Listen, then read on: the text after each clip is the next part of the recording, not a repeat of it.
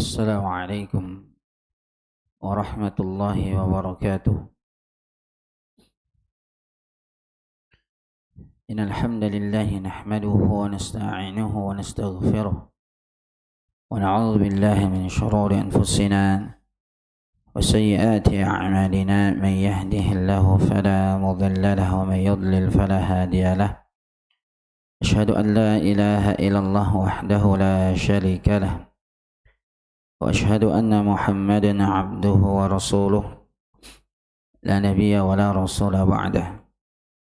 وأصلي وأسلم على نبينا محمد وعلى آله وصحبه ومن تبعهم بإحسان إلى يوم الدين وبعد. Jamaah yang dimuliakan Allah Subhanahu wa taala,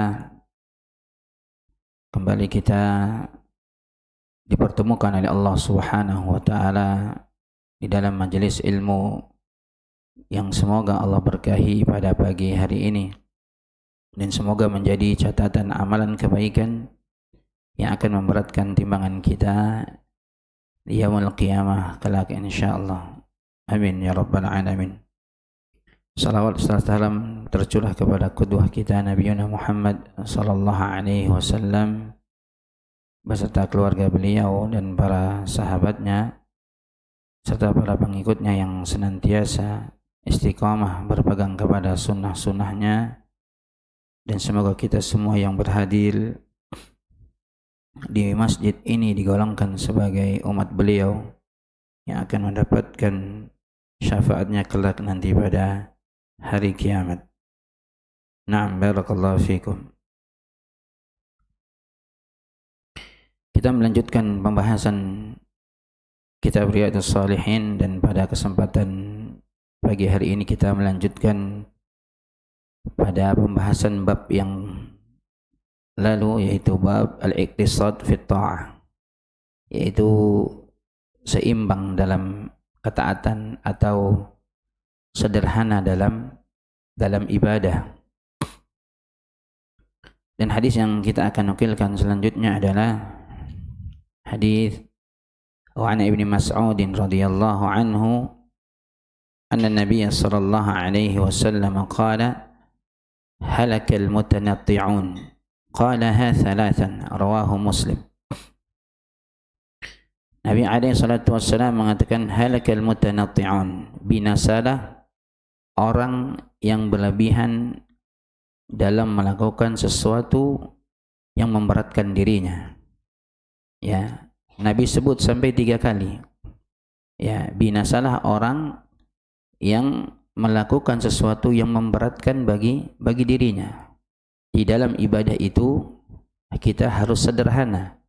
Dalam melakukan ketaatan juga harus seimbang. Baina tafrid ya wal ifrat, yaitu antara sikap bermalas-malasan dan berlebih-lebihan. Oleh karenanya di sini ketika Allah mengatakan wa kadzalika ja'alnakum ummatan wasata, jazakallahu khair, kata Allah apa? Wa kadzalika ja'alnakum ummatan wasata, yang demikian kami jadikan kalian itu umat pertengahan, umat ya yang tengah, ya, tidak berlebih-lebihan juga tidak kurang dalam melakukan ibadah. Kata Al-Imam Ibnu Qayyim rahimahullahu ta'ala, ya, setan itu menggoda dengan 2 cara, yaitu dengan cara bermalas-malasan dan berlebih-lebihan. Adapun setan menggoda manusia ya kepada orang-orang yang semangat beribadah, biasanya dia menggodanya dengan berlebih-lebihan dalam apa? Dalam ibadah. Sehingga orang yang semangat itu ya dia hanya ya melihat kepada apa? Niat yang baik, kemudian dia melakukan perbuatan-perbuatan yang justru ya ini keliru. Ya, sebagaimana hadis yang kita telah sampaikan pada pertemuan yang lalu, 3 orang sahabat ini ya Siapa kemarin sahabat 3 orang yang datang ke rumah istri Nabi? Masih ingat jemaah? Ada 3 orang yang datang ke rumah istri-istri Nabi menanyakan tentang ibadah Nabi. Ya, yaitu Ali bin Abi Thalib, ya, Utsman bin Maz'un, dengan kalau tidak salah Abdullah bin Amr al-As. Ya, seperti itu. Ya, jadi mereka melakukan ibadah yang sebenarnya ibadah tersebut disyariatkan, tapi justru karena semangatnya tidak dibarengi dengan ittiba, dengan mengikuti sunnah Nabi, maka itu keliru. Maka dinasihatkan oleh Nabi SAW. Ya, oleh karenanya kata Imam Ibnu Qayyim, ya, setan itu menggoda dengan 2 cara. Ya, dengan cara bermalas-malasan dan dengan cara berlebih-lebihan. Nah, setan menggoda manusia yang semangat beribadah, ya, biasanya dengan berlebih-lebihan. Ya, mungkin awalnya dari perkara-perkara yang biasa, yang kecil, kemudian besar, akhirnya menjadi sesuatu yang perkara baru dalam agama atau bid'ah. Nah, setan juga menggoda kepada hamba yang dia bermalas-malasan, sehingga dia tuh malas untuk beribadah kepada Allah Subhanahu wa taala. Maka kita dalam beribadah, ya, dalam segala hal, ya, itu harus seimbang. Ina bainal tafrid wal ifrad, yaitu antara sikap bermalas-malasan dan juga sikap berlebih-lebihan. Kata Imam Nawawi rahimallahu taala, al-mutanatti'un al-muta'ammiqun al-musyaddiduna fi ghairi mawdi' at-tasydid, yaitu berlebih-lebihan pada perkara yang memang seharusnya tidak berlebih-lebihan. Ya. Jadi yang disebut al-mutanatti'un adalah al-muta'ammiqun al-musyaddiduna fi ghairi mawdi' at-tasydid. Jadi dia berlebih-lebihan pada perkara yang sebenarnya tidak berlebih-lebihan, tidak boleh berlebih-lebihan dalam hal tersebut. Ya. Dan kisah ketika Nabi SAW melaksanakan ibadah haji. Ketika Nabi ingin berjalan dari Muzdalifah menuju ke Mina, biasanya ngapain jemaah? Ya, kalau dari Muzdalifah, perjalanan Muzdalifah kemudian menuju Mina, biasanya mau melakukan apa? Melontar jamarat. Nah, ketika di sini disebutkan, ketika ingin Nabi berjalan dari Muzdalifah menuju Mina, Nabi minta Ibnu Abbas untuk untuk mencarikan kerikil. Ya, minta dicarikan kerikil, ya, minta dicarikan kerikil, dan yang kerikilnya yang sedang. Nah, maka ketika diberikan kerikil tersebut kepada Nabi, maka Nabi langsung mengangkat tangannya dengan memberitahu kepada para sahabatnya. Beliau mengatakan bimithli haula'i farmu. Ya, maksudnya carilah kerikil ini, atau carikah kerikil yang sesuai dengan ukuran ini, maka lemparkanlah. Ya. Lemparkanlah.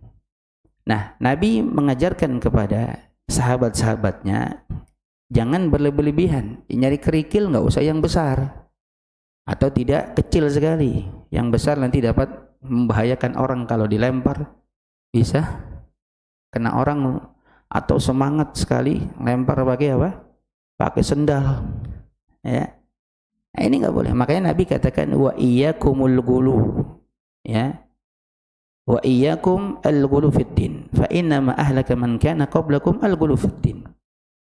Ya, kata Nabi jauhilah oleh kalian berlebih-lebihan dalam agama, karena sesungguhnya orang-orang terdahulu binasa itu karena berlebih-lebihan dalam urusan agama. Itu masalah kecil kan.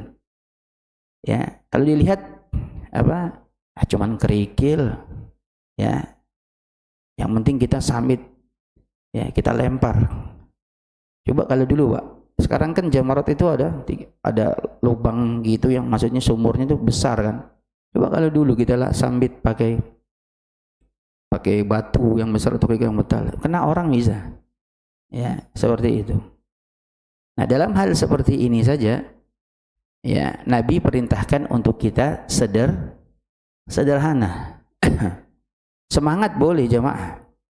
Ya, makanya kita lihat ada sebagian jamaah kaum muslimin ketika lempar jamarat apa? Lempar pakai sendal. Terus pakai apa lagi? Ada yang pakai tas, ada yang pakai supaya setannya lebih kena atau lebih berasa. Kalau kecil enggak berasa. Maka Nabi bimithli haula'i farmu. Jadi carilah kerikil itu yang seukuran ini, maka lemparkan. Jadi kerikil itu enggak besar juga tidak kecil jemaah. Maka harus seimbang. Ya, jangan berlebihan juga. Semangat kan, kalau kita semangat, wah, semangat kita. Ya, ambil yang gedean dikit batunya. Lalu kita lemparkan ke situ, biar setannya lebih berasa kenanya. Ya, ini enggak boleh juga seperti itu. Dan ini menyelisihi sunnah bi khilafi sunnah. Ya, seperti itu. Maka dalam segala hal tidak boleh kita berlebihan. Dalam masalah akidah, dalam masalah apapun kita tidak boleh berlebihan. Dan kita harus seimbang dalam hal itu semua. Nah, kita sering berdoa kan? Apa? Dengan doa di dalam salat misalnya ketika kita membaca suratul Fatihah, ihdinas siratal mustaqim. Ya, tunjukilah kami jalan-jalan yang lurus, siratal ladzina an'amta 'alaihim ghairil maghdubi 'alaihim waladdallin. Ya, jalan orang-orang yang telah Engkau beri nikmat, itu ya para nabi, ya, para siddiqin wasyuhada'i wassalihin. Ghairil maghdubi 'alaihim, bukan jalan orang-orang yang telah Engkau murkai dan bukan pula jalan orang-orang yang sesat. Orang yang dimurkai siapa? Dalam ayat ini? Yahudi. Ya, orang Yahudi itu mereka bermalas-malasan dalam ibadah, sehingga mereka itu wa akhdhihimur riba. Mereka itu nggak boleh riba kan, tapi mereka makan riba. Ya, orang-orang Yahudi kalau bank itu semua saat ini konvensional segala macam itu Yahudi yang menguasai. Ya, padahal itu adalah sistemnya riba jemaah. Makanya orang-orang Yahudi ini mereka bermalas-malasan. Mereka punya ilmu cuman nggak mau mengamalkannya. Ya. Wa akalu nasuhat lisuhat. Mereka itu juga memakan harta harta sogok, harta suap, ya. Dia punya ilmu tuh. Cuma mereka malas dalam mengamalkan ilmunya, bermalas-malasan dalam ilmunya. Apalagi mereka juga terkadang kencang dalam perkara-perkara yang seharusnya nggak kencang. Berlebihan. Contohnya apa? Orang-orang Yahudi itu kalau wanita haid, kalau darahnya terkena dari baju, digunting tuh darahnya. Bahkan wanita haid itu nggak boleh duduk makan bersama dengan mereka, tidur nggak boleh bersama. Ya, seperti itu. Saking kencangnya begitu. Atau bukan juga pula orang-orang yang sesat. Yaitu orang-orang Nasrani yang mereka berlebihan dalam hal ibadah. Ya, sehingga mereka diri mereka itu tidak mau menikah, ya. Kemudian ya banyaklah nggak ada ilmu, cuman mereka beramal kemudian berlebihan dalam hal itu semua. Ya, makanya kita umat Islam itu agama yang kata Nabi alaihi salatu wasallam, bu'ithu bil hanifiyati samha. Aku itu diutus dengan bil hanifiyah, maksudnya dengan agama tauhid, agama yang lurus. Tapi walaupun seperti itu bisama, yaitu mudah. Ya, mudah maksudnya tidak juga berlebihan, juga tidak kurang. Dan bukan bermudah-mudahan jemaah. Ya, beda ya agama mudah dengan bermudah-mudahan. Ya, seperti itu. Nah, di antara di sini Syekh Shalih Al-Utsaimin, Syekh Ibnu Utsaimin rahimahullahu taala ketika mensyarah terkait dengan hadis ini, beliau membawakan kisah Bani Israel. Ya, kisah Bani Israil itu terkait dengan ya ada di antara mereka itu yang mati, ya, tapi nggak tahu siapa yang membunuhnya atau siapa yang membunuh, nggak ada yang tahu. Maka Allah ya kasih petunjuk, ya, beritahu ya kepada Nabi Musa untuk menjelaskan kepada Bani Israil. Ya, maka suruhlah mereka Bani Israil suruh menyembelih sapi betina, agar nanti ketika disembelih sapi betina tersebut dipotong, kemudian potongan bagian daging, mungkin bagian paha atau yang lainnya, kemudian dipukulkan ke mayit tersebut. Nah, nanti ketika dipukulkan, maka mayit tersebut akan bangkit, akan hidup kembali, kemudian memberitahu siapa yang membunuhnya. Habis itu dia mati lagi. Ya. Wa idh qala Musa liqaumihi innallaha ya'murukum an tadhbahu baqarah. Ya, dan tatkala ya Musa itu berkata kepada kaumnya Bani Israil, ini orang-orang yang berlebihan ya, sebenarnya nggak perlu berlebihan dalam hal itu. Allah memerintahkan kepada kalian untuk menyembelih seekor sapi betina. Kemudian jawabnya orang Bani Israil apa? Qala atattakhiduna huzwa. Ya, apakah engkau ingin menjadikan kami ini bahan ejekan, wahai Musa?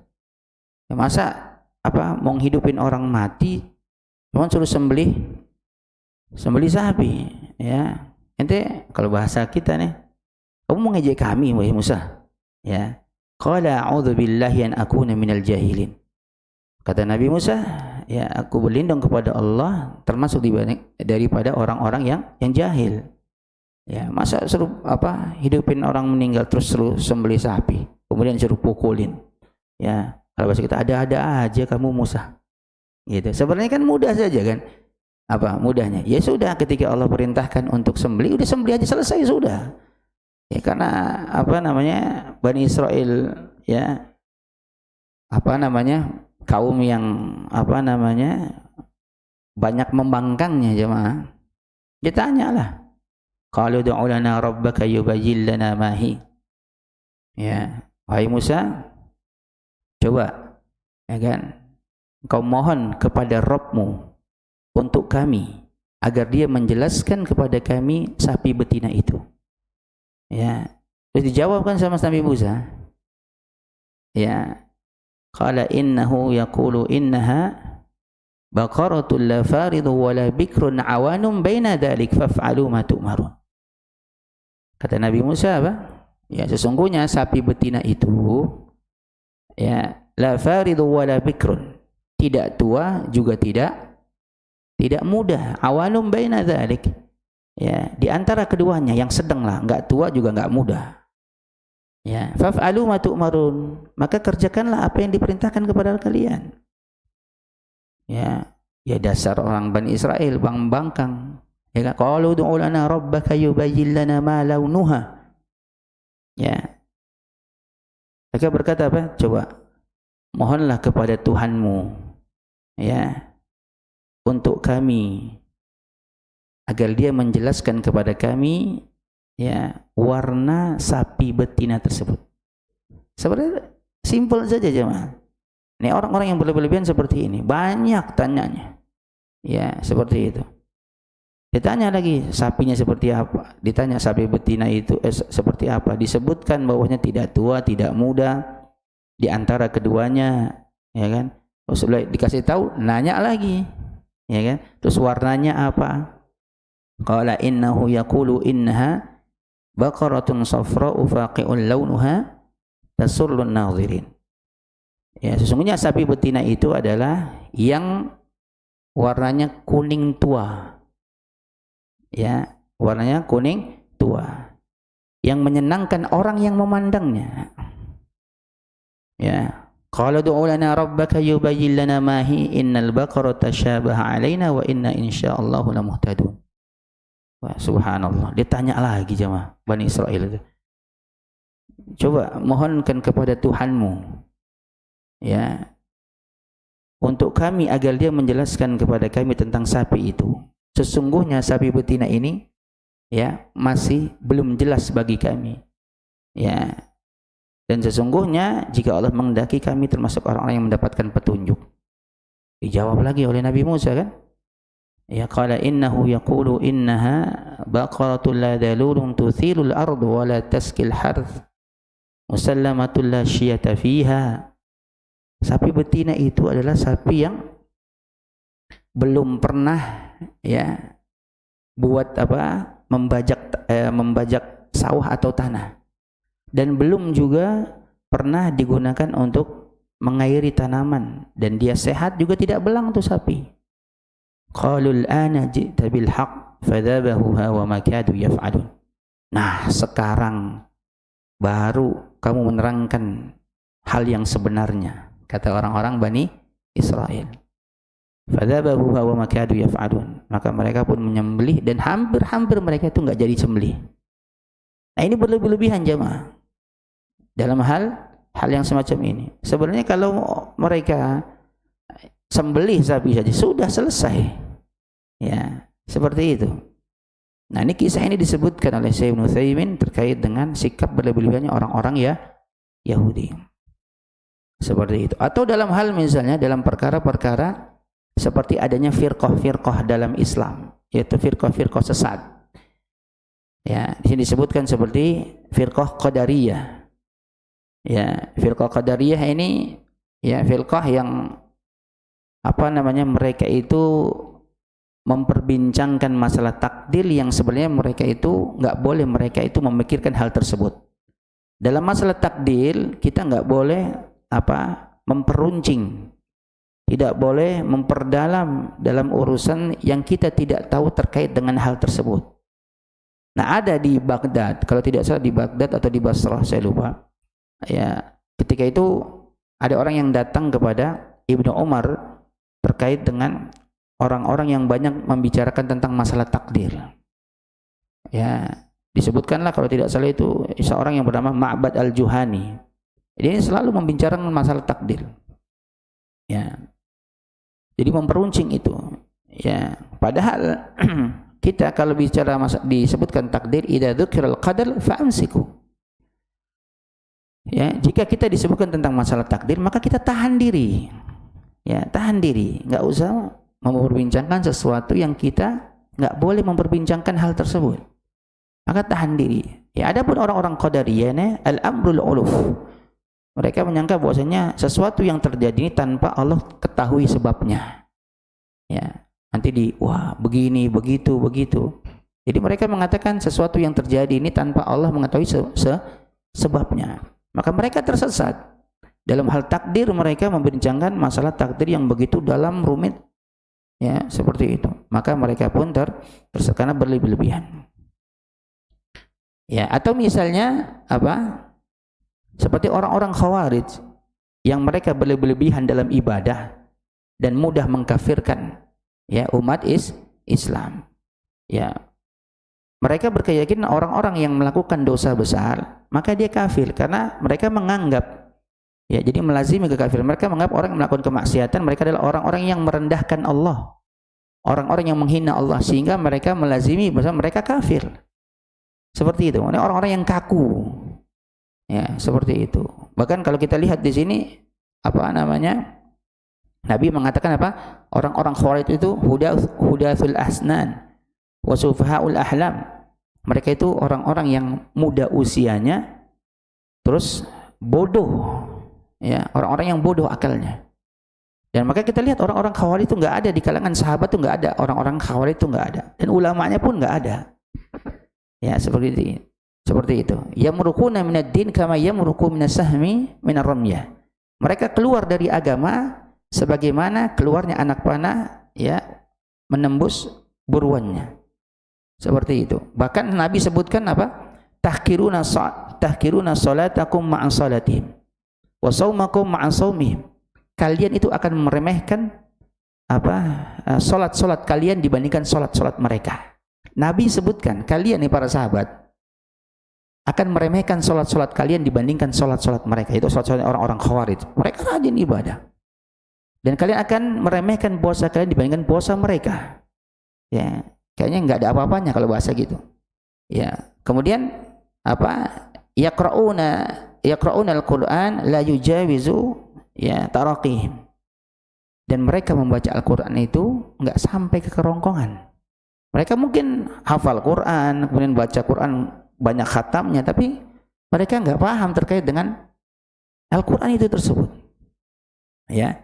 Makanya kalau kita lihat baca sejarah jamaah, ketika orang-orang Khawarij itu mengkafirkan ya yang terlibat dalam Al-Hakamain, yaitu dua yang berhukum, maksudnya itu Ali dan Muawiyah. Ketika berselisih Ali dan Muawiyah, ya kemudian akhirnya ada diplomasi, kemudian Ali mengutus Abu Musa al-Ansari dan Muawiyah mengutus Amr bin al-As. Nah, mereka ya yang terlibat dalam hal itu semua dikafirkan oleh orang-orang Khawarij karena mereka enggak berhukum dengan hukum Allah. Makanya sekitar, kalau tidak salah, sekitar 6.000 orang-orang Khawarij itu ya, dan mereka memisahkan diri dari barisan Ali dan kaum muslimin secara umum. Kemudian Ibnu Abbas ketika pas mau sholat zuhur ya, itu izin kepada Ali, tunda dulu sholat zuhur. Ya, maksudnya saya akan menjumpai orang-orang Khawarij dan saya akan menasihati mereka. Kata Ali, jangan. Ali tahu karena mereka orang-orang yang kaku. Ya, orang-orang yang kaku, kemudian keras, ya, orang-orang berlebihan. Nah, kemudian Ibnu Abbas mendatangi mereka dengan menggunakan pakaian yang sangat indah, sangat bagus. Karena dia tahu dia ini orang-orang yang kaku dalam beribadah. Kemudian datang ditunda salat zuhur, kemudian datang ke tempat orang-orang Khawarij. Kemudian orang-orang Khawarij melihat Ibnu Abbas, apa ini? Pakaian apa ini? Seperti itu. Lihat pakaian sendiri. Ya. Kemudian Ibnu Abbas menjawab apa? Sungguh saya pernah melihat Rasulullah SAW memakai baju pakaian yang lebih indah daripada ini. Ya, intinya berpakaian itu tidak israf, atau bukan pakaian suhra, bukan pakaian ketenaran. Ya boleh-boleh saja. Ya, kemudian Ibnu Abbas membacakan firman Allah ya, qul man harrama zinatallahi allati akhraja li ibadihi wat thayyibati minar rizq. Ya, katakanlah siapa yang mengharamkan perhiasan yang Allah keluarkan, Allah halalkan bagi hamba-hambanya dan dari rezeki yang baik. Ya, orang-orang Khawarij mereka berlebihan dalam agama sehingga berpakaian saja dipermasalahkan sama dia. Ya, maka ketika Ibnu Abbas berdiskusi dengan mereka, banyak orang-orang Khawarij yang sekitar 2.000 kalau tidak salah itu kembali. Ya, maksudnya sudah disadarkan sama Ibnu Abbas seperti itu. Nah, ini mereka berlebihan dalam urusan ibadah. Makanya itu dalam beribadah, dalam hal yang lainnya itu bainal tafrid wal ifrat, itu seimbang, tidak bermalas-malasan juga tidak berlebih-lebihan dalam melakukan ketaatan dan dalam melakukan ibadah seperti itu. Nah, kemudian jemaah yang dimuliakan Subhanahu wa taala, hadis selanjutnya, wa Nabi Hurairah radhiyallahu anhu anin Nabi sallallahu alaihi wasallam qala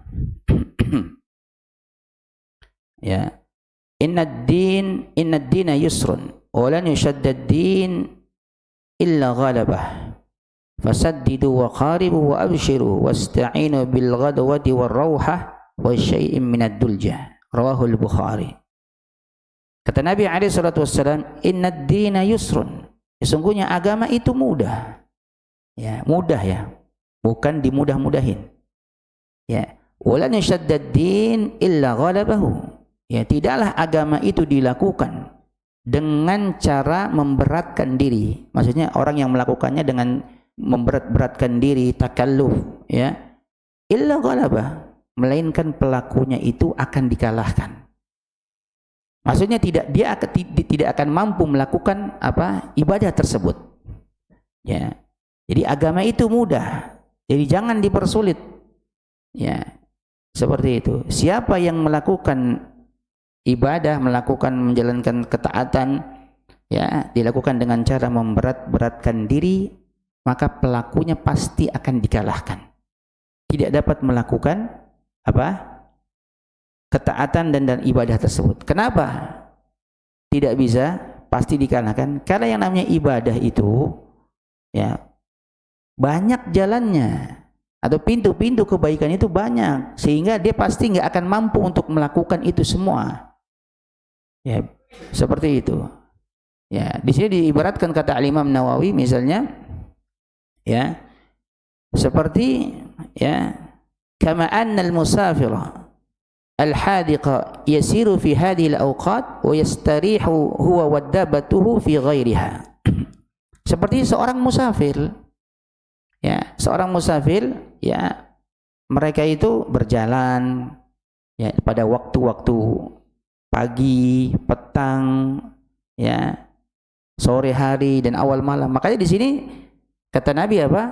Fasaddidu wa qaribu wa abshiru. Jadi beribadahlah, berusahalah untuk tepat, ya, untuk lurus, ya, untuk pertengahan, wa qaribu, dan mendekatlah. Maksudnya mendekatlah kepada ketepatan dalam ibadah. Kalau kita nggak bisa tepat, kita mendekat kepada ketepatan lurus dalam beribadah.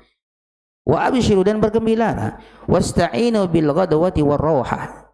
Pergunakanlah atau jadikanlah penolongmu itu di waktu pagi dan petang atau sore, dan di awal permulaan malam, untuk beribadah kepada Allah Subhanahu wa taala. Ya, jadi di waktu pagi, petang, sore, awal malam kita itu beribadah. Jadikan itu sebagai untuk beribadah, melakukan ketaatan kepada Allah. Nah, di sini Al-Imam Nawawi mengatakan bahwasanya seperti musafir. Musafir kalau pergi, ya, jalan, kan nggak mungkin, Pak, nggak istirahat. Ya, kenapa? Kalau dia terus berjalan, ada dua kemungkinan. Ya, dianya yang terkalahkan atau tunggangannya, kendaraan yang terkalahkan. Pasti ketika dia berjalan musafir ada istirahatnya. Ada seorang musafir yang jalan terus nggak istirahat. Ada jemaah. Pasti ada. Beribadah pun seperti itu. Ya, jadi harus seimbang. Ya, dia perlu istirahat. Ya, karena kalau seorang musafir dia berjalan kemudian nggak berhenti di waktu pagi jalan, siang jalan, sore jalan, terus nggak berhenti. Dua kemungkinannya, dia yang lelah, dia yang terkalahkan, atau tunggangan yang terkalahkan. Pasti ada waktu-waktu di mana dia terkalahkan. Ya, makanya dalam urusan ibadah, ya, kita berusaha untuk tengah, tepat, ya, seperti itu. Berusaha untuk itu. Ya, jadi jangan berlebih-lebihan atau jangan memberat-beratkan diri kita, ya. Siapa yang memberat-beratkan dalam urusan agama pasti dia dikalahkan, ya. Dia nggak akan mampu melakukan hal itu semua. Maka kita diperintahkan untuk sederhana seperti itu. Ya, jangan berlebih-lebihan, ya.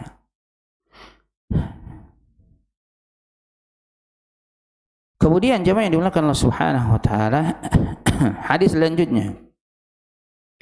Wa Anas radhiyallahu anhu qala dakhala an-nabiy sallallahu alaihi wasallam al-masjid fa idha hablum mamdud baina sariyatain. Ya.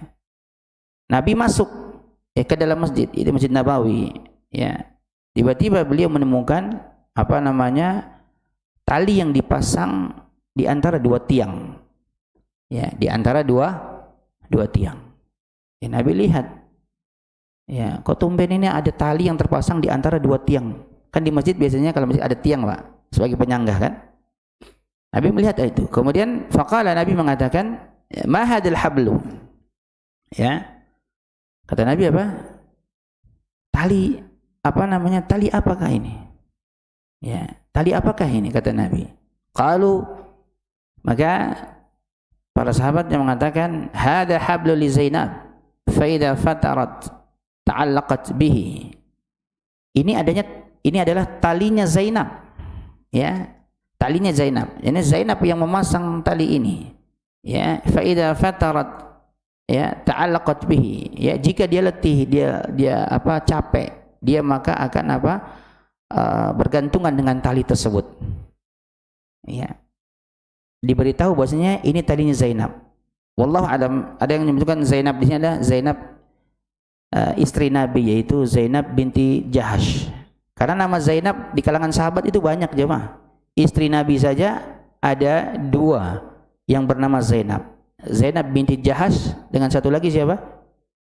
Ya, Zainab binti, istri Nabi ada 2 yang namanya Zainab. Zainab binti Jahash, satu lagi Zainab, ya, bukan. Zainab binti, ya, binti Khuzaimah. Ya, jadi istri Nabi ada 2 yang bernama Zainab. Zainab binti Jahash dengan Zainab binti Khuzaimah. Ada juga Zainab istri Ibnu Mas'ud, namanya Zainab juga. Nah, ini disukai oleh di kalangan sahabiah nama Zainab itu. Ya, maka kalau punya anak perempuan bolehlah dinamain nama anak Zainab. Karena di kalangan sahabiah banyak yang bernama Zainab. Ya. Nah, ini dalam hadis ini wallahu alam ada yang menyebutkan Zainab di sini adalah Zainab binti Jahash, yaitu istri Nabi. Ya. Kemudian kemudian Nabi mengatakan apa? Faqala Nabi sallallahu alaihi wasallam, "Hullu." Kata Nabi, ya, lepaskan tali itu. Liyusalli ahadukum nasyatahu, ya. Hendaknya jika salah seorang kalian salat itu nasyatahu, itu dalam kondisi dia semangat. Fa idza fatara falyarqud, jika dia letih maka dia tidur. Ya, jangan dipaksain. Kalau ngantuk, benar-benar ngantuk, jangan dipaksain untuk sholat, tidur dulu. Ya, nggak usah juga pasang tali. Kan niatnya bagus nggak jemaah? Pengen supaya berlezat-lezat beribadah, supaya beribadah kepada Allah Subhanahu wa ta'ala. Kalau ngantuk dia bergelantungan, pegangan tali supaya enggak jatuh. Itu bagus enggak?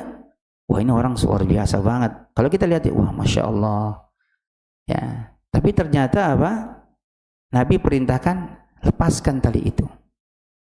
Liyusalli ahadukum nasyatahu. Hendaknya jika salah seorang di antara kalian sholat, maka sholatlah dalam keadaan kondisi dia sedang semangat.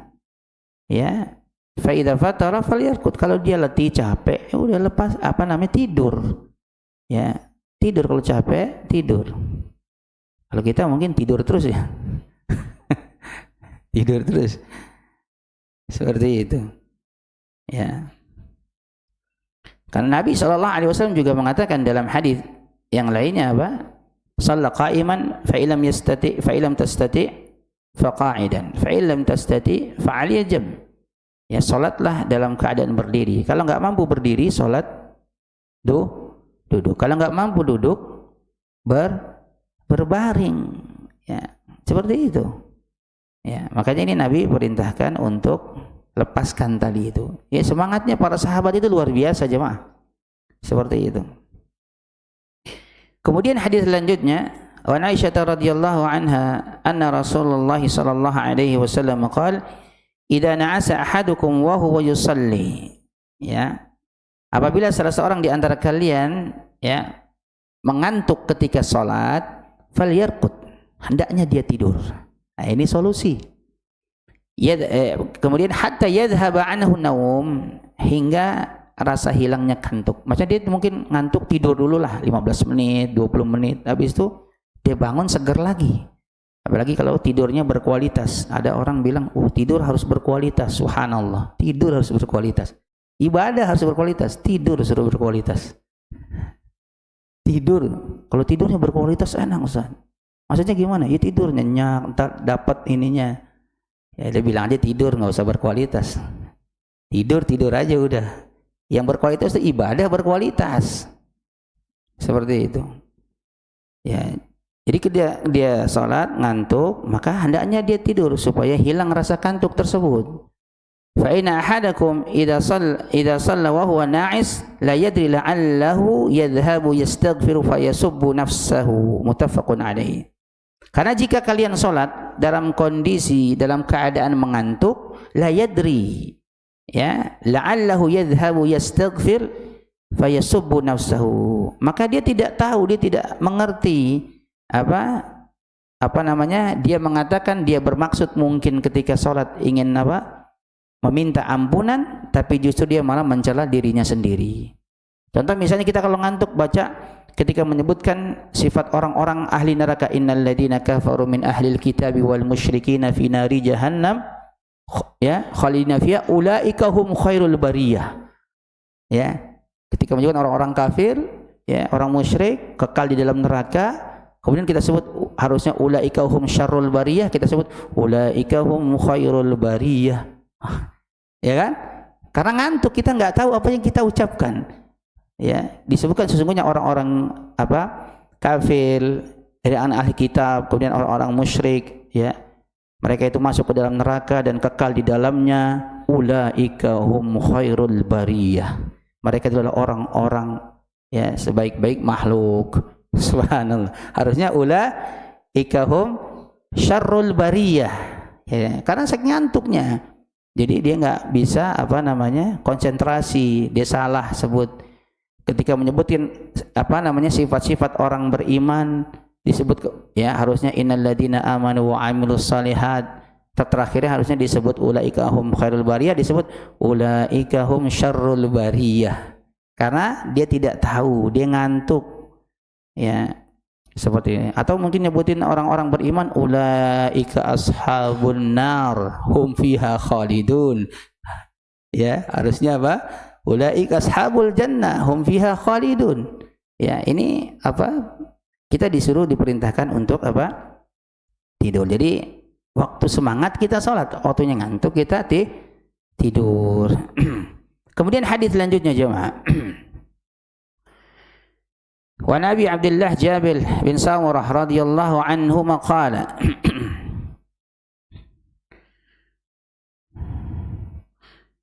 Kuntu usalli ma'an Nabi sallallahu alaihi wasallam as-salawat. Ya, aku salat bersama Nabi dalam banyak salat. Karena beliau sering salat bersama Nabi. Ya. Fakanat salatuhu qasdan wa khutbatuhu qasdan. Nabi itu salatnya itu ringan, maksudnya sedang. Dan khutbahnya juga sedang, ya, tidak panjang, tidak juga pendek, ya. Qasdan ay bainat tuli wal qisar, yaitu qasdan di sini maksudnya adalah, ya, di antara panjang dan pendek, jadi pertengahan. Khutbahnya, salatnya pertengahan, ya, khutbahnya juga pertengahan, jadi tidak berlebih-lebihan. Ya, sebagaimana Nabi pernah mengatakan inna tada salatul rajul wa qisra khutbatuhu ma'innatu min fiqhihi. Ya, jadi panjangnya salat seseorang dan pendeknya khutbah itu menandakan kefaqihan orang tersebut. Ya, seperti itu. Dalam riwayat yang disebutkan fa'atilus shalah wa aqsilul khutbah. Itu maka hendaknya memperpanjang salat dan memperpendek khutbah. Terkadang kita khutbah Jumat itu khutbahnya panjang setengah jam, salatnya cuman 2 menit. Ya, padahal di antara kefakihan seseorang itu dia memperpanjang salatnya dan memperpendek khutbah. Khutbah itu yang penting tersampaikan. Ya, pesan tersebut. Ya, seperti itu. Kemudian hadis selanjutnya.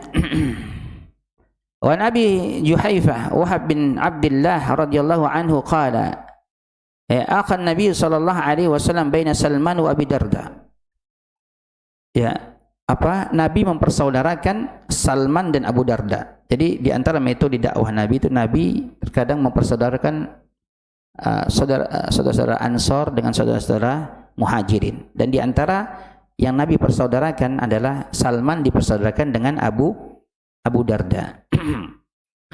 Fazara Salman Abu Darda. Ya, maka Salman itu menziarahi Abu Darda. Ya. Fara'a Ummu Darda mutabadzilah. Maka Salman melihat istrinya Abu Darda mutabadzilah. Maksudnya pakaiannya lusuh, pakaiannya biasa aja, ya. Maksudnya ya mungkin enggak sebagaimana pakaian-pakaian yang lainnya. Dia melihat Salman yang melihat istrinya Abu Darda, ya, kok pakaiannya begini, pakaiannya lusuh. Maksudnya enggak sebagaimana pakaian wanita-wanita yang lain. Ya, faqala ma sya'nuki? Apa yang terjadi kepadamu? Ya, kenapa kamu begini? Ya, ketika Salman melihat istrinya Abu Darda, qalat akhuka Abu Darda laisa lahu hajatun fid dunya. Saudaramu itu Abu Darda, dia enggak butuh lagi terhadap dunia. Sehingga istrinya pun bukannya Abu Darda itu menzalimi istrinya, bukan. Karena Abu Darda di antara sahabat yang zuhudnya luar biasa. Ya, zuhudnya itu luar biasa. Bukan dia menzalimi istrinya, Pak. Maksudnya dia juga mendakwahi istrinya, keluarga kita harus hidup seperti ini. Ya. Maka kata istrinya, saudaramu Abu Darda itu enggak butuh lagi terhadap dunia. Faja Abu Darda fasana'a lahu ta'aman. Maka datanglah Abu Darda. Kemudian Abu Darda menyiapkan ya, makanan untuk Salman. Faqala lahu, ya, maka Abu Darda mengatakan, qul, ya, fa inni sha'im. Ya, makanlah, ya kan? Sesungguhnya aku sedang berpuasa. Kemudian qala, maka Salman mengatakan, ma ana bi akali hatta ta'kula. Saya enggak akan makan sampai kamu juga ikut makan. Ya, saya tidak akan makan sampai kamu juga ikut makan. Fa akala, maka mereka pun akhirnya Abu Darda pun membatalkan puasanya dan ikut makan. Ya, sebagai menyenangkan ya tamu tersebut. Ya, tentunya ini puasa sunnah, bukan puasa wajib ya. Bukan puasa Ramadan, bukan puasa nazar, ya, atau bukan puasa qada. Falamma kana al-lail dhahaba Abu Darda yaqumu faqala lahu nam. Maka tatkala malam tiba, ya, baru tiba malam, kemudian Abu Darda pun berdiri untuk sholat, ya. Maka Salman mengatakan, nam, tidur. Fanama, kemudian Abu Darda pun tidur. Thumma dhahaba yaqumu faqala lahu. Kemudian dia bangkit lagi, bangun lagi di malam tersebut. Kemudian Salman mengatakan, nam, tidur. Falamma kana min akhiril lail qala Salman qumil an. Maka ketika terbangun kembali di akhir malam, maka Salman mengatakan, sekarang saatnya sholat. Ya, baru nih sekarang sholat. Ya, mungkin Abu Darda baru isya bisa bangun sholat. Itu, ya, kemudian habis itu jam ini bangun lagi untuk sholat, disuruh tidur. Nah, pas sepertiga malam, di akhir malam baru nih sekarang waktunya sholat. Seperti itu. Fasala ya jami'an, maka mereka sholat bersama. Faqala lahu Salman, kemudian setelah itu baru Salman nasihatin. Ya, inna li rabbika 'alaika haqqan. Sesungguhnya Rabbmu memiliki hak atasmu. Jadi Rabb kita punya hak atas kita. Ya, kita beribadah kepada Allah Subhanahu wa taala, mentauhidkannya. Kita beribadah sebagai bentuk memenuhi hak Allah Subhanahu wa taala. Ya, Tuhan kita punya hak. Ya, kita beribadah. Ya, kemudian apa? Wa inna li nafsika 'alaika haqqan. Dan jiwamu, jasadmu, tubuhmu juga punya hak. Ya, butuh istirahat. Mata terkadang kantuk, lemas, capek. Kita butuh istirahat juga. Enggak seterusnya kita sholat terus atau ibadah terus, pasti ada waktu-waktu di mana kita istirahat. Wa li ahlika 'alaika haqqan. Dan keluargamu juga punya hak. Anak, istri, ya, itu punya hak. Ya, berikan hak-hak mereka. Fa'ati kulli dhi haqqi haqqahu. Maka berikan hak itu kepada pemiliknya sesuai dengan haknya masing-masing. Kemudian Abu Darda terima nasihat tersebut. Ya, fa'atan Nabi sallallahu alaihi wasallam fadzakara dzalika lahu. Faqala Nabi sallallahu alaihi wasallam sadaqa Salman, rawahu al-Bukhari. Maka Abu Darda pun akan datangi Nabi, tanya kepada Nabi. Maksudnya takutnya ini yang apakah benar yang disampaikan Salman? Ya, saya keliru atau Salman yang salah? Maka lapor kepada Nabi. Maka Nabi mengatakan sadaqa Salman. Salman benar. Ya, Salman benar, seperti itu. Ya, ini nasihat kepada sahabatnya. Lihat, sahabat, ya, Abu Darda ini bukan ingin menyelisihi sunnah, tapi semangat beliau dalam beribadah, ya, ternyata ada kekeliruan, maka dinasihatkan. Ya, kemudian Nabi membenarkan apa yang diucapkan oleh Salman. Seperti itu. Kemudian hadis selanjutnya, jemaah.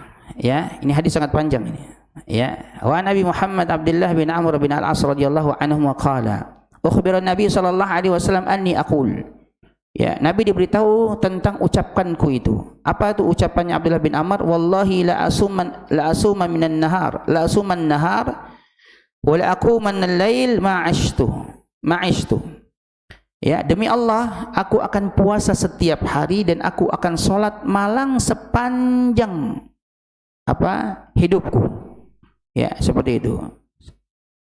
Maka faqala Rasulullah sallallahu alaihi wasallam, maka Rasulullah SAW berkata kepada Abdullah bin Amr, "Anta alladhi taqulu dzalik?" Apakah kamu yang berkata demikian? Ya. Faqultu lahu, maka aku berkata, "Qad ya qultuhu bi abi anta wa ummi ya Rasulullah." Benar wahai Rasulullah, demi ibu dan bapakku yang menjadi tebusannya. Benar, saya mengatakan demikian. Qala, Nabi mengatakan, "Fa innaka la tastati'u dzalik." Ya, kamu enggak akan sanggup melakukan yang demikian. Maksudnya kamu enggak akan sanggup melakukan yang demikian. Salat sepanjang puasa sepanjang hari, kemudian salat sepanjang malam. Itu kamu enggak akan sanggup yang demikian.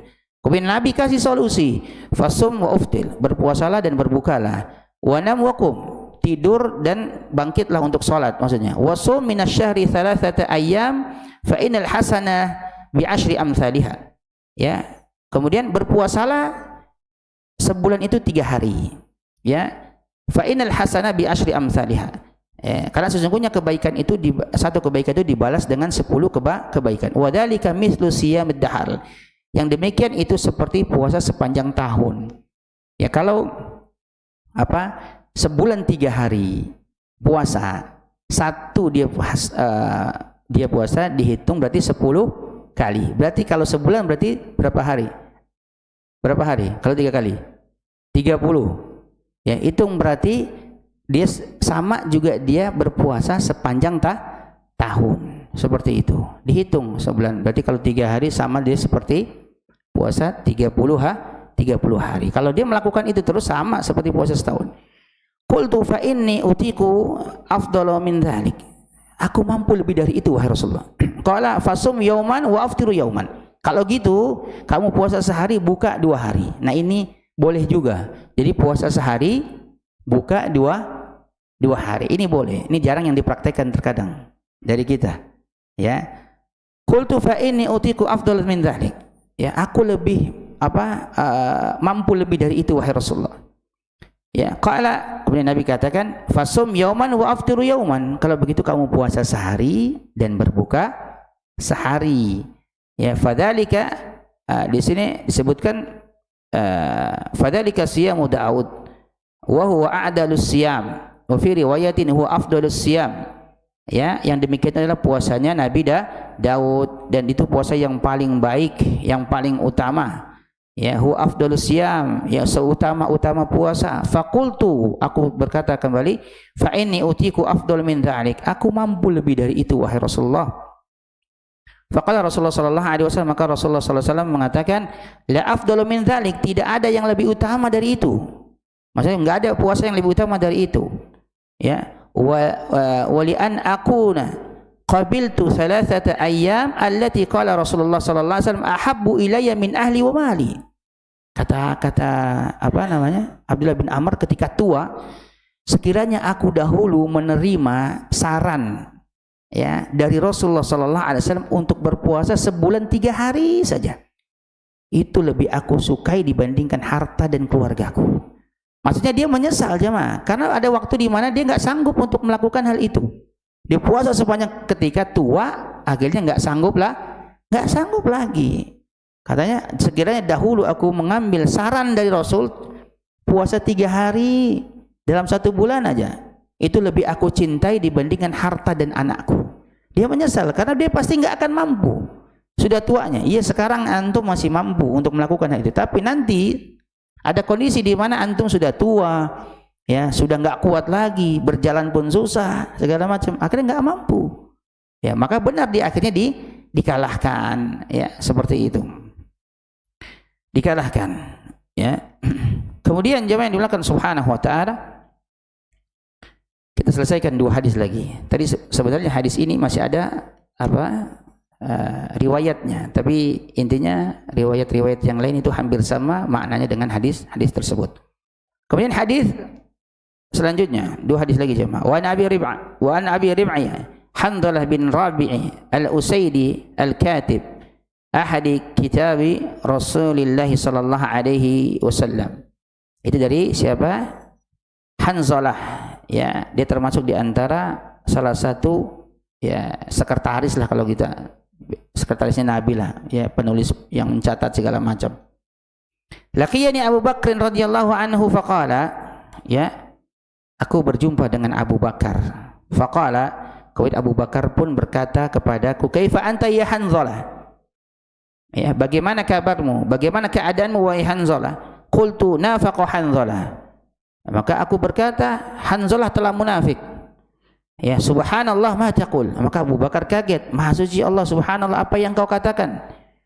Kemudian Hanzalah qultu mengatakan, nakunu 'inda Rasulillah sallallahu alaihi wasallam yudzakkiruna bil jannah wan nar ka'anna ra'yal 'ain. Kita itu kalau di sisi Rasul mengingatkan tentang surga, tentang neraka, seakan-akan surga dan neraka itu ada di hadapan kita. Fa idza kharajna min 'indi Rasulillah sallallahu alaihi wasallam afasna al-azwaj wal aulad wad dayi'at nasina katsiran. Nah, dan jika kita keluar dari Nabi, maksudnya kita nggak bersama dengan Nabi, kita nggak bersama dengan Rasul, kita nggak bermajelis dengan Rasul, kita mungkin di luar di rumah, ya, afasnal azwat, kita disibukkan dengan istri-istri kita, wal aulad, disibukkan dengan anak-anak kita, waddayiat, dan pekerjaan-pekerjaan kita, nasina katsiran, itu membuat kita lupa. Ya, kalau para ulama menyebutkan di antara hal yang menyibukkan kita dari beribadah kepada Allah, terkadang apa? Anak, istri, dan pekerjaan kita. Ya, seperti itu. Sehingga membuat kita lupa itu apa yang disampaikan Nabi. Jadi kita nggak semangat lagi. Ya, qala Abu Bakar radhiyallahu anhu, fa wallahi inni lanalqa mithla hada. Kalau begitu sama, saya juga munafik dong kalau begitu. Ya. Seperti itu. Jadi semangat ketika bersama Rasul itu semangat ibadahnya semuanya. Makanya di antara kata para ulama, di antara nasihat faidah dari hadis ini, berteman dengan orang-orang soleh itu meningkatkan keimanan dan membuat kita lebih semangat. Sahabat-sahabat ini dekat dengan Nabi luar biasa. Kita juga kalau berteman dengan orang-orang soleh jadi semangat kita. Seperti itu. Kemudian fantalaqtu ana Abu Bakrin hatta dakhalna ala Rasulillah sallallahu alaihi wasallam. Maka aku pun beranjak pergi, ya, ke menjumpai Nabi sallallahu alaihi wasallam, sehingga kami pun masuk ke dalam rumah Nabi sallallahu alaihi wasallam. Faqultu, ya, maka aku berkata kepada Rasul, nafaqa Hanzalah ya Rasulullah. Hanzalah telah munafik wahai Rasulullah. Faqala Rasulullah sallallahu alaihi wasallam, maka Rasulullah mengatakan, wa madzaka? Kenapa bisa demikian? Ya. Qultu, aku berkata, ya Rasulullah, nakunu 'indaka tudzakkiruna bin nar wal jannah ka'anna ra'yal 'ain. Wahai Rasulullah, jika kami itu dekat dengan Anda, ya, dekat dengan engkau wahai Rasulullah, kemudian engkau menjelaskan, ya, menceritakan tentang neraka dan surga, seakan-akan surga dan neraka itu ada di hadapan kami wahai Rasulullah. Fa idza kharajna min 'indika afasnal azwad wal aulad wad dayi'at nasina katsiran. Ya, akan tetapi jika kami tidak berada di sisi engkau, jika kami keluar dari engkau tidak bersama dengan engkau, kami disibukkan dengan istri-istri kami, anak-anak kami, pekerjaan-pekerjaan kami, nasina katsiran, membuat kami itu lupa akan hal itu semua wahai Rasulullah. Kemudian Nabi sallallahu alaihi wasallam mengatakan apa? Faqala Rasulullah sallallahu alaihi wasallam, walladzi nafsi biyadihi, demi zat yang jiwaku berada di tangannya, lau tadumuna ala ma taquluna indi wa fi dzikri la safhatkumul malaikah ala furushikum wa fi turuqikum walakin ya Hanzalah sa'atan wa sa'atan thalatha marrat, rawahul Muslim. Demi zat yang jiwaku berada di tangannya, lau tadumuna ala ma taquluna, jika sekiranya engkau terus menerus sebagaimana keadaanmu di sisiku, maksudnya engkau beribadah terus segala macam sebagaimana keadaanmu di sisiku, ya, wa fi dzikri, dan mengingat Allah, mengingatku segala macam beribadah kepada Allah, la safahathumul malaikah, niscaya malaikat itu akan menyalami kalian ala furushikum, di tempat tidur kalian, wa fi turuqikum, dan di jalan-jalan kalian, walakin ya Hanzalah, akan tetapi wahai Hanzalah, sa'atan wa sa'atan, sa'atan wa sa'atan, Nabi sebut 3 kali, perlahan-perlahan, ada masa semangat, ada masa tidak semangat. Ini manusia, kita ada waktu di mana kita itu semangat, ada kalanya enggak semangat, ya. Oleh karenanya Nabi sallallahu alaihi wasallam mengatakan, inna likulli amalin syirrah, ya, wa likulli syirratin fatrah. Sesungguhnya pada setiap amal itu ada masa semangatnya, dan pada masa semangat ada masa futurnya, ada masa malas beribadah. Ya, faman kanat fatratuhu ila sunnati faqad aflah. Barang siapa yang dalam kondisi futurnya, malasnya, dia tetap menuju kepada sunnahku, faqad aflah, maka sungguh dia beruntung. Wa man kanat ila ghairi dzalik faqad halak. Dan siapa yang pada masa futurnya, pada masa malasnya, dia selain daripada itu tidak mengikuti Allah, tidak mengikuti Rasul, justru malah melakukan hal-hal yang dilarang, maka sungguh dia binasa jemaah. Ya, ini diantara bagaimana harus seimbang, perlahan. Ya, kalau sahabat saja, sekelas sahabat saja bisa seperti itu kondisinya, apalagi kita jemaah, ya, seperti itu. Nah, hadis yang terakhir dalam pembahasan bab ini yaitu wa an Ibnu Abbas radhiyallahu anhu maqala bainama Nabi sallallahu alaihi wasallam yakhutubu idahu bi rajulin qa'im fasa'ala anhu. Ketika Nabi sallallahu alaihi wasallam berkhutbah, tiba-tiba ada seseorang yang berdiri. Ya, fasala anhu, maka Nabi bertanya tentang orang tersebut, yang berdiri tersebut. Faqalu, maka sahabat berkata, ya Abu Israil nadara an yaquma fi syam wa yaq'ud wa la yastadil wa la yatakallam wa yasum. Ya, itu laki-laki itu wahai Rasulullah, yaitu namanya Abu Israil. Ya, nadar an yaquma fi syam, dia bernazar untuk berdiri di panasnya terik matahari, lagi terik-teriknya panas, lagi panas, dia kemudian dia berdiri di tengah-tengah seperti itu.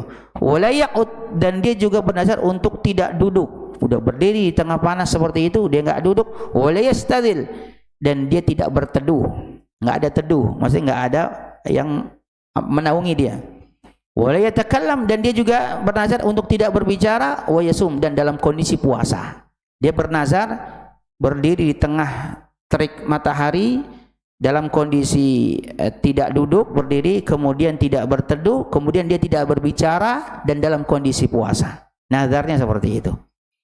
Faqala Nabi sallallahu alaihi wasallam, maka Nabi sallallahu alaihi wasallam mengatakan, muru falyatakallam, perintahkan dia untuk berbicara. Wal yastadil, perintahkan dia juga untuk berteduh. Wal yaqud, perintahkan dia juga untuk duduk. Wal yutimma saumahu, dan suruh sempurnakan puasanya. Ya, nazar itu ketika nazarnya karena Allah, maka itu boleh. Ya, man nadara an yuti Allah falyuti'hu. Barang siapa yang bernazar untuk mentaati Allah, maka lakukan. Kayak misalnya dia nazar saya mau puasa, lakukan. Tapi nanti akan dijelaskan oleh para ulama terkait dengan hukum nazar. Nazar itu sebagian ulama menganggap hukumnya makruh. Kenapa? Karena kata Nabi alaihissalam, innahu la ya'ti bi khairin wa inna ma yastakhriju bihi minal bakhil. Ya, sesungguhnya ya nazar itu ya tidak membawa kebaikan, tidak mendatangkan kebaikan, karena itu keluar dari orang-orang yang bakhil. Misalnya contoh, nanti saya kalau lulus CPNS, saya nazar ngasih makan anak yatim. Kenapa nunggu lulus dulu ngasih makan anak yatim? Kenapa nunggu lulus dulu baru ngasih makan anak yatim? Ya, kalau mau ngasih makan, makanya sebagian ulama mengatakan ya bahwasanya hukum nazar itu makruh. Tapi kalau dia bernazar untuk mentaati Allah, maka wajib harus nazar tersebut ditunaikan. Kalau enggak dia berdosa nanti. Seperti itu. Ini jamaah yang dimuliakan Subhanahu wa taala. Oleh karenanya dalam beribadah kita harus sederhana. Dalam melakukan ketaatan kita harus seimbang, ya, di antara bainal tafrid wal ifrad, ya. Jadi dalam beribadah kita harus seimbang, tidak malas juga tidak berlebihan. Wallahu ta'ala. Ini mungkin yang bisa kami sampaikan, kurang lebihnya mohon maaf. Mungkin satu pertanyaan kalau jika ya, silakan Pak.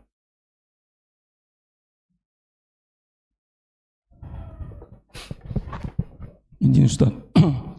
Apakah memaksakan atau dipaksakan diri atau memaksakan orang lain untuk urusan ibadah termasuk yang berlebihan? Karena ibadah itu setahu saya kalau tidak dipaksakan tidak mungkin bisa. Nah, lalu apakah kalau hal tersebut kita lakukan, apakah kadar keikhlasan itu berkurang bahkan hilang? Jazakallah khairan. Wa yakum barakallahu fiik. Kita harus pahami dulu, menyuruh orang untuk melakukan kebaikan dalam hal apa? Dalam hal apa dulu? Ya, kalau kita menyuruh seseorang untuk melakukan perkara yang wajib, maka harus. Ya, berlebih-lebihan itu biasanya dalam hal perkara-perkara yang memang sebenarnya sudah melakukan, tapi merasa kurang. Contoh, kita menyuruh orang dalam melakukan kebaikan, dia nggak pernah sholat. Kita kemudian menyuruh dia, memaksa dia untuk sholat, karena memang sholat wajib dan harus dipaksa itu. La ikraha fid din, tidak ada paksaan dalam agama ini. Orang Islam, orang di luar Islam tidak boleh dipaksa untuk masuk Islam. Tapi ketika dia sudah menjadi seorang Muslim, maka seseorang harus menunaikan apa-apa yang diwajibkan oleh Allah Subhanahu Wa Taala. Ya, harus memaksa untuk supaya dia melakukan hal tersebut. Ya, seperti itu. Adapun dalam perkara-perkara yang sunnah, ya, ini ada tahapan-tahapannya. Misalnya kalau ada orang yang nggak pernah puasa, disuruh puasa, ya kan? Ayo kamu puasa sunnah, ya kan? Pokoknya setiap kalau bisa puasa Daud, ya, kalau enggak nanti kamu begini begitu. Nah, dipaksa untuk seperti itu, ya ini nggak boleh juga, karena memaksakan perkara yang sunnah, ya, seperti itu. Ya, kalau kita misalnya contoh, kita memaksakan diri itu seperti kita nggak pernah sholat malam, kita harus, jiwa kita harus kita paksa untuk bangkit melawan syahwat, maka kita paksa untuk kita bangun, ya, seperti itu. Dan memaksa yang semacam ini, ya, ini tidak masalah. Memaksakan diri itu maksud tadi, ya kan, misalnya kita sholat dalam keadaan ngantuk, kita paksa sholat terus, sementara kondisi kita sedang ngantuk. Jangan dipaksa seperti itu, ya. Sebagaimana tadi pertanyaan, apakah kita ketika menyuruh kebaikan, memaksa orang untuk melakukan kebaikan, lihat dulu, ya, menyuruhnya, memaksa dalam hal apa, ya. Kalau dalam perkara-perkara yang wajib, maka memang harus, ya, seperti itu. Mau tidak mau dia harus, kalau nggak, bahasanya kalau nggak dipaksa nggak ngelakuin, seperti itu. Nah, anak, Pak, muru auladakum bis shalah. Nabi perintahkan anak untuk sholat. Usia berapa? 7 tahun. 10 tahun nggak mau sholat, diabaikan, dipukul. Ini paksaan atau bukan? Dipaksa. Darban ghairu mubarih. Dengan paksaan ini karena perkara yang wajib. Kalau nggak dipaksa, kita nanti bisa anak tersebut malah nggak sholat nanti. Seperti itu. Dalam perkara-perkara yang wajib. Adapun dalam perkara-perkara yang sunnah, maka kita harus menimbang dulu, Pak. Kita harus timbang dulu, dan insya Allah nggak akan mengurangi keikhlasan kita. Kalau niatnya kita karena Allah, seperti itu. Jadi kita, kalau misalnya kita nggak pernah sholat malam, bangun malam, kita paksakan diri untuk diri kita sholat, ya, seperti itu. Kalau misalnya istri kita nggak menutup aurat, nggak pakai jilbab, masa ya kita nggak suruh, masa ya kita nggak paksa untuk dia untuk menutup aurat? Apa kita? Oh, kita jangan memaksakan diri, karena kita nggak boleh dipaksa, seperti itu. Ini nggak benar juga seperti ini. Maka kita harus paksa istri kita untuk melakukan, mentaati Allah dalam perintah menutup aurat. Naam, barakallahu fikum, wallahu a'lam. Naam jamaah, ini yang bisa kami sampaikan. Wallahu ta'ala bishawab. Nakhtim bi du'a kafatul majlis. Subhanakallahumma bihamdik, asyhadu an la ilaha illa anta, astaghfiruka wa atubu ilaik.